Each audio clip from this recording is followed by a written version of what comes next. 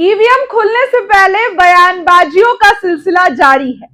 आपस में जमकर जो है वो बयानबाजी हो रही है, जमकर एक दूसरे पर बातें कही जा रही है। तेजस्वी के विधायक, दलित विधायक कुमार सर्वजीत ने बड़ा दावा कर दिया है। यादव किसके साथ है? कहा जा रहा है कि यादव और मुसलमानों का वोट बटा है। क्या कह रहे हैं तेजस्वी के विधायक? कौन जीतेगा इस बार का बांकीपुर का चुनाव? सुनिए। क्या कहें? तो कहीं नहीं परिवारवाद को बढ़ावा देने के आ रहा है। ये कोई नई बात, ये नई प्रश्न थोड़ी है आपका। देश का कोई भी अगर बात हो तो उदाहरण तेजस्वी यादव, लेकिन गलतियां देश के सभी पार्टियां करती है। कोई ऐसा पार्टी है जो परिवार के लिए नहीं चल रही? गया जिस जगह के आप पत्रकार हो उस जगह से बड़ा उदाहरण कहीं हो सकता है? नहीं हो सकता है। तो इस तरह की बातें जो हैं आते जाते रहती है। कौन इस्तीफा दिया, किसको बनाना है, हो सकता है सम्राट चौधरी उपेंद्र कुशवाहा से डर गए होंगे, बहुत सारी बातें हैं। तो ये उनका मुद्दा है, उनके ऊपर रहने दें। तो जनता को फैसला करना था, हम लोग लगे थे। मैंडेट तो जनता देती है ना, तो जनता को फैसला करना था। जनता फैसला दे दिया, किस्मत बक्सा में बंद है और 3 तारीख को होगा काउंटिंग, देखा जाएगा।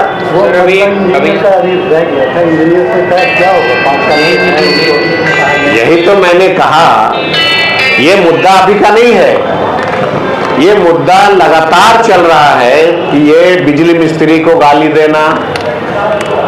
सबसे बड़ी बात है कि अगर उनका कॉल डिटेल निकालिएगा अधिकारियों का, तो शायद किसानों का 6 महीना में 1-2 को कॉल अगर उठा लिए होंगे तो बहुत है।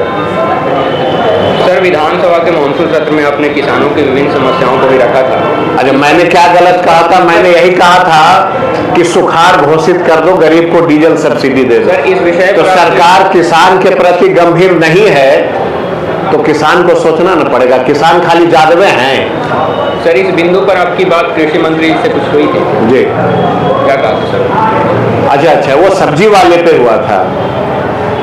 कृषि मंत्री को मैंने सुझाव दिया था कि मंगल पांडे जी कहा करते हैं, रजिस्टर दिखाते थे सदन में, कि 1 साल में इतने लोगों को हमने इलाज करा दिया।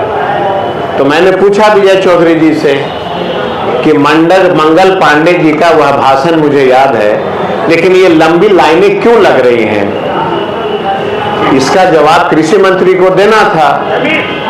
मैंने पूछा उनसे कि कौन सी मॉनिटरिंग संस्थाएं हैं आपका जो किसानों को खेत में कितनी दवाइयां डालनी है वो चेक कर रहा है? आप देखे होंगे तरबूज में 1 इंजेक्शन भोग दिया, लाल हो गया, सुबह जो है 2 किलो का हो गया। कद्दू सुबह जो है भतिया लगा उसमें और सुई भोग दिया, रात को देखिएगा वो 1 हाथ का हो गया। इसके चलते बिहार पूरे देश में एक ऐसा राज्य है जहां पे बड़े पैमाने पे कैंसर पीड़ित लोग हो रहे हैं, हार्ट अटैक हो रहा है, गंभीर बीमारियां हो रही हैं पूरे देश में। बिहार एक ऐसा राज्य है जहां दवाई पे कोई कंट्रोल नहीं है। जब चाहे किसान कोई भी दवाई खेत में अपना डाल सकता है।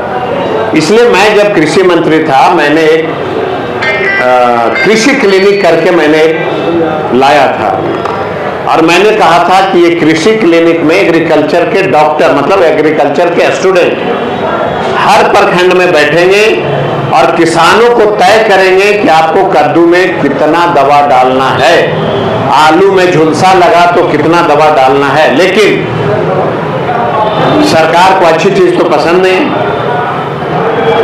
तो सरकार ने कृषि क्लिनिक को आगे नहीं बढ़ने दिया। यही वजह है कि आज बिहार में बड़े पैमाने पे गरीब गुरबा अस्पताल का दरवाजा खटखटा रहा। तो काम करना पड़ेगा ना। खाली तेजस्वी यादव कहाँ गए हैं यह कहकर के अगर जनता को ठगिएगा। मगध यूनिवर्सिटी में रिजल्ट जो है 2 साल डिले है, ये सरकार से चर्चा सुने हैं आप?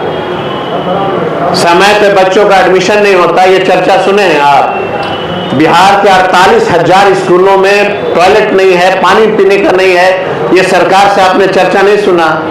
और पत्रकार के साथी भी वही प्रश्न पूछने लगते हैं, तेजस्वी जी कहाँ गए?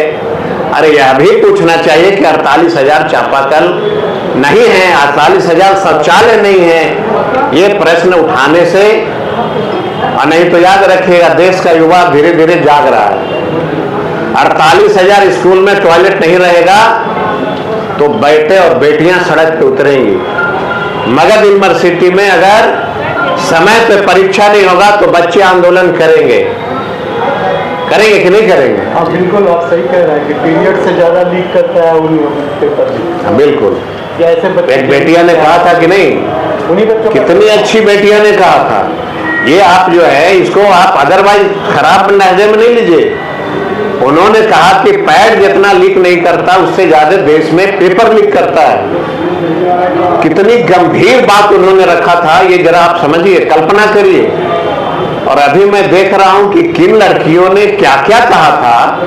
अब आंदोलन समाप्त हो गया तो उसके ऊपर कार्रवाई हो रही है। ये बेशर्म लोग हैं, इन लोगों को देश के बारे में चिंता नहीं है। मंदिर और मस्जिद बना करके, मंदिर और मस्जिद, हिंदू और मुसलमान को लड़ा करके राजनीति करने वाले लोग, चंदा इकट्ठा करके जेब में डालने वाले लोग। कल पीएम मोदी का लाइव आया तो बोला गया कि मेरे स्वर्गवास माँ को भी गाली दिया गया है, गाली ना सुझाव दिया गया। छोड़िए, हम देश के वैसे प्रधानमंत्री की बात करना पसंद नहीं करते हैं जो युवा की बात नहीं करता, नौकरी की बात नहीं करते हैं। उनकी मां की गाली दे गया, और राबड़ी देवी को गाली दिया गया, सोनिया गांधी को गाली दिया गया, प्रियंका गांधी को गाली दिया गया। सदन में प्रधानमंत्री ने क्यों नहीं बोला एक बार भी? राजनीति में है, बच्चे आंदोलन करेंगे तो बहुत कुछ सुनना पड़ेगा। बच्चों की बात